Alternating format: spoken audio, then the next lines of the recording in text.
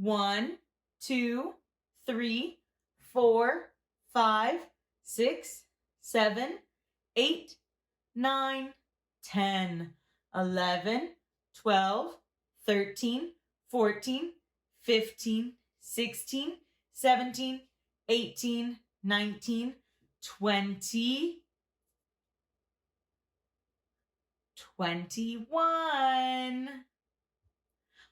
Pumpkin, moon, pumpkin, pumpkin, moon, pumpkin, pumpkin, moon, pumpkin, pumpkin,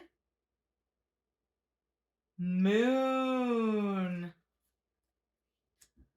October 21st. It was a very windy day. Mommy, Crispin spilled my paints again, shrieked Flora. I told you to keep your paints out of his reach, said her mother. I tried, said Flora, but...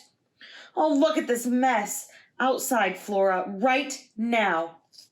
I can't go outside, protested Flora. The wind is very strong and will blow me away. Nonsense, said her mother. Flora thought for a moment. Of course I could wear my super special heavy-duty red boots. They'll keep me from being blown away. Fine, said her mother, and take Crispin with you.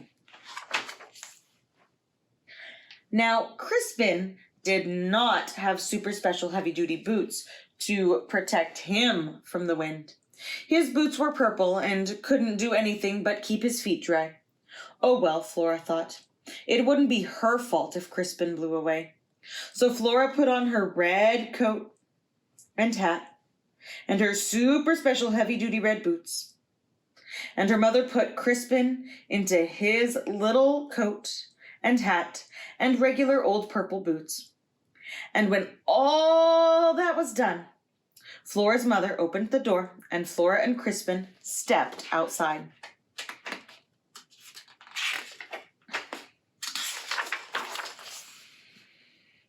The wind was indeed very strong that day. It pushed and pulled, twirled and twisted. No matter how hard it blew, Flora stayed firmly on the ground. Ha ha, you dumb wind, said Flora. You can't lift me up because I'm wearing my super special heavy-duty red boots. The wind did not like being laughed at. It doubled its strength and blasted mightily at Flora. But still, she didn't budge. However, said Flora, you may notice that my little brother is wearing regular old purple boots. Now the wind tripled into its strength. It swirled and swooped and whizzed and walloped, and then, oh my, Crispin was being lifted off the ground. Just a little bit at first, but the wind grew stronger, and Crispin went higher and higher and higher still. He was being blown away. He looked very frightened.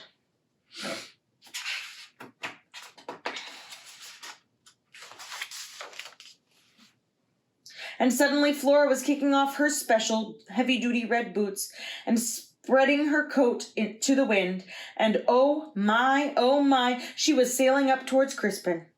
She grabbed his hand and closed her eyes and wished she were anywhere else in the world. But soon Flora realized that being blown by the wind was comfortable, like riding along on a squishy flying chair. She decided to open her eyes. Just then they came upon a dragonfly. Will you give me that, little boy? Asked the dragonfly. Could he polish my wings? Silly dragonfly, scolded Flora.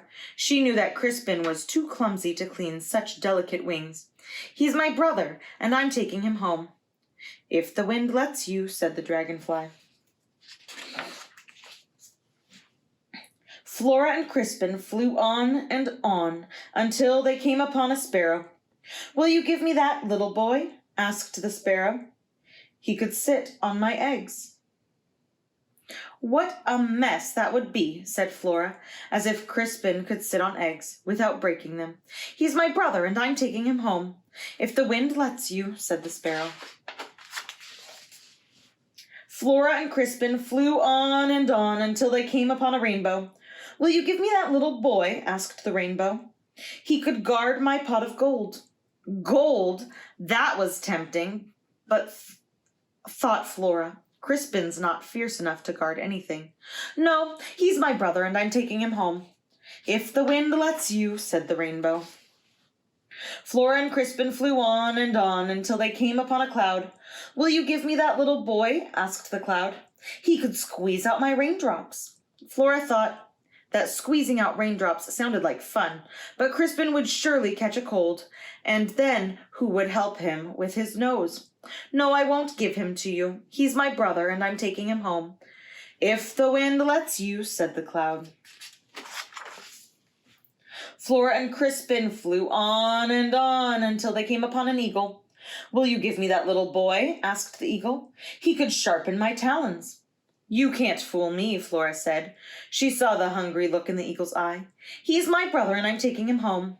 If the wind lets you, said the eagle. Flora and Crispin flew on until they came upon the man in the moon. Will you give me the little boy? Asked the man in the moon. It's lonely up here, and he could keep me company. The man in the moon had a kind face, and he did look awfully lonely. But there were no chocolate chip cookies on the moon, and Crispin was so fond of chocolate chip cookies. I'm sorry, but I can't, said Flora. He's my brother, and I'm taking him home. If the wind lets you, said the man on the moon. Flora stomped her foot, or would have, if there'd been anything to stomp on. I'm tired of hearing that. Why won't the wind let us go home? You should ask him, answered the man in the moon.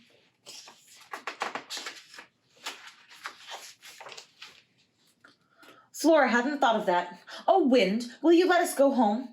I'll let you go home as soon as we find the right spot for Crispin, replied the wind. You do want to get rid of him, right? Yes, I did. Flora wasn't sure what she meant. Because I could even use him myself, said the wind. You know, to work my bellows. No, thank you. Flora had finally decided. I should take him home. My mother wouldn't like it if I lost him. If that's what you really want, said the wind. Yes, please, said Flora. So the wind turned Flora and Crispin around and blew them home.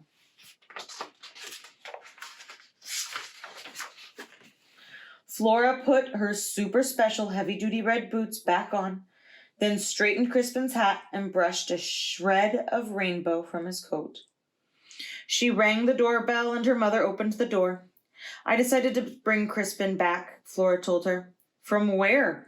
Asked her mother. From the moon, said Flora. Nonsense, said her mother. Now come inside. I've made chocolate chip cookies. And they ate them. Flora's very windy day. Matman on the go.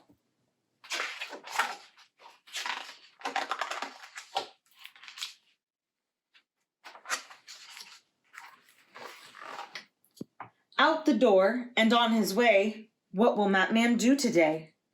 He'll see new things, new places too. There is so much Matman can do. At the skate park, Matman rides his skateboard, gliding down steep ramps with flair. He flies on his board through the air. Along the path, Matman pedals his bike. The path is flat as can be.